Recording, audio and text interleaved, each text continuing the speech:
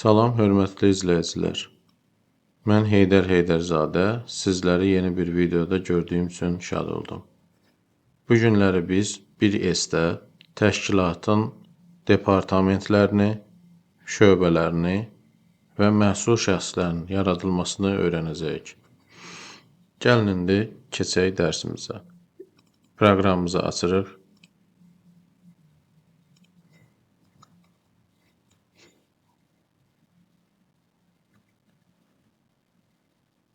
Mən asan olsun deyə keçən dərsimizdə olduğu kimi belə bir fayl yaratmışam öncədən. Burada departamentlərin adları, şöbələrin adları, məsul şəxslərin adları və vəzifələri qeyd olunub. Təşkilatın şöbələrini yaratmaq üçün aşağıdakı qısa yollardan müəssisə bölməsindən təşkilatın şöbələri və yaxud da yuxarıda gördüyümüz müəssisə bölməsindən təşkilatın şöbələri hissəsinə keçid edirik. Qarşımıza belə bir pəncərə gəlir. Təşkilatın şöbəsini yaratmaq üçün əlavə et deyirik. Qarşımıza belə bir pəncərə çıxır. Bu pəncərədə şöbənin və yaxud da departamentin adını qeyd edirik. Bundan öncə ilk öncə demək istəyirəm ki, yoldaşlar, 1S-də hansı bölmədəki qırıq-qırıq qırmızı xətt varsa, o bölmə mütləq doldurulmalıdır. Doldurulmazsa, proqram keçid etməyimizə icazə vermir. Əgər o xətt yoxdursa, məsələn, baxın, burada qrupda xətt yoxdur. Onu doldurmadan da keçə bilərik. Yəni, sonradan da geri dönüb doldura bilərik. Qrupu hələlik izah etmirəm, birazdan onu izah edəcəm. Ad hissəsinə əlavə edirik. Buradan əsas ofis deyirik.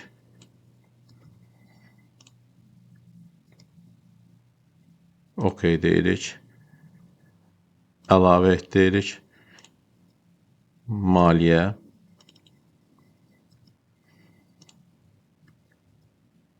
OK deyirik. Əlavə et deyirik. Baxın, kopya edəndə əgər biz xananı üzərindən kopya etsək, daxilinə girmədən kopya etsək, 1S-ə əlavə edəndə sonda belə bir işarə çıxır. Məcburuq o işarəni silək.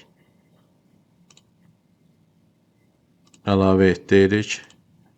Yox, əgər baxın, daxildən kopya eləsək, 1S-ə əlavə edəndə o işarə çıxmır.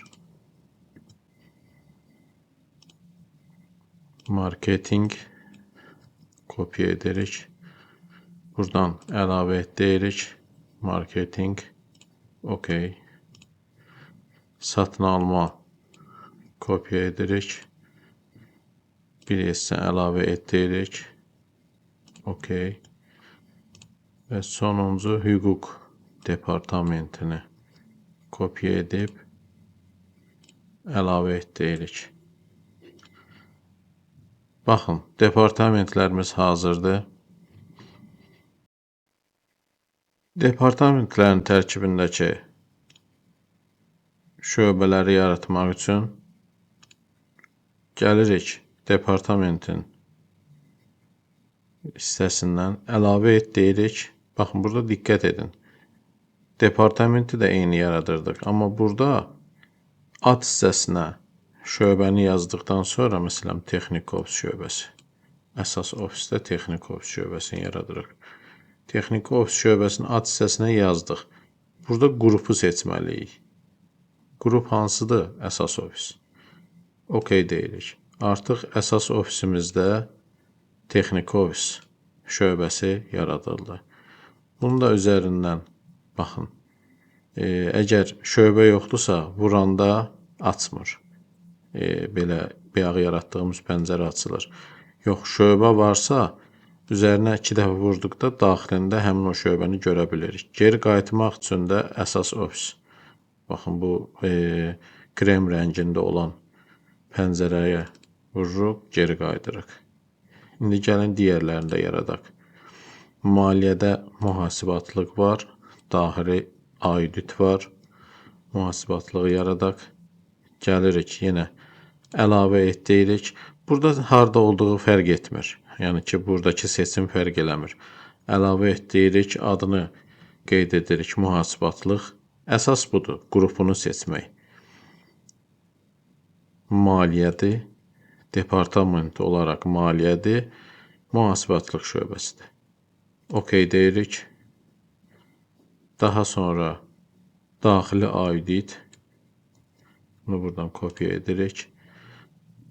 Baxın, departamentin içərisindən yenə də əlavə et deyirik. Artıq özü birbaşa gətirir. Çünki biz həmin departamentin daxilində idik, maliyyə departamentində. Daxili auditi kopya edirik. OK deyirik. Digər işə qəbul şöbəmiz var. Bu kadrlar departamentindədir. Kopya edirik. Buradan da məsələn, bax, maliyyə departamentindəyəm, əlavə et deyirəm. İşə qəbulu kopya etdim. Qrupdan seçirəm kadrları. OK deyirəm. Birbaşa aparır, kadrları atır. Baxın, kadrlarda işə qəbuldur. Maliyyədə daxili audit və mühasibatlıq şöbələrdir. Ambarda əsas ambar, mal material ambarı, yanacaq ambarı. Bunlar da eyni qayda ilə əlavə edirik. Məhsul şəxsləri yaratmaq üçün müəssisə bölməsində təşkilatın məhsul şəxsləri və yaxud da bayaq göstərdiyimiz kimi müəssisə təşkilatın məhsul şəxsləri bölməsinə keçid edirik. Qarşımıza belə bir pəncərə çıxır. Əlavə et deyirik. Burada tarix bölməsi işə qəbul olunduğu tarixdir. Təşkilatı seçirik. Məhsul şəxs seçirik. Yəni hansı vəzifədə, məsələn, rəhbərdir. Fiziki şəxslərdən seçim edirik. Məsələn, burada Anar Məmmədovdur. Əgər yoxdursa, digər əlavə et düyməsini klik edib yaradırıq. Bizdə Anar Məmmədov deyil, ona görə yaratmalıyıq. Əlavə et deyirik. Hələlik fiziki şəxslərin məlumatları pəncərəsini izah etmirəm. Onu gələcək dərslərimizdə izah edəcəm. Bizim burada 2 məhsul şəxsimiz var. Direktor Məmmədov Anar Nazimoğlu, baş mühasib Qafarov Samir Muradoğlu. Əlavə etmək üçün adını buradan kopya edib atırıq bura. Digərlərinə heç bir şey etmədən OK deyirik. Daha sonra Samir Qafarov Muradoğlu. Onu da kopya edib əlavə et deyirik. Bunu da yaradırıq. Baxın yoldaşlar. Fiziki şəxs bölməsinə yenə də göstərirəm. Daxil olduqdan sonra Məmmədov Anar Nazimoğlu şərti adımızı seçirik. Vəzifəsi direktordur. Seçirik. Burada şöbəsi əsas ofis deyirik. Çünki əsas ofisdədir direktor. Daha sonra yenə əlavə et deyirik. Tarix deyək ki, bugünkü tarixdə olsun. Təşkilatımızı seçirik. Vəzifə baş mühasibdir. Fiziki şəxs bölməsindən baş mühasibimizin adı hansıdırsa onu seçim edirik. Buradan vəzifəsi yenə də baş mühasibdir.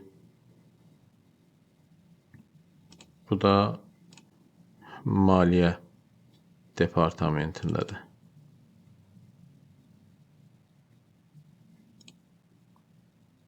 Bugünkü dərsimiz bu qədər. Kanalımıza abunə olub bəyənməyi unutmayın. Növbəti videolarımızda görüşmək ümidi ilə salamat qalın.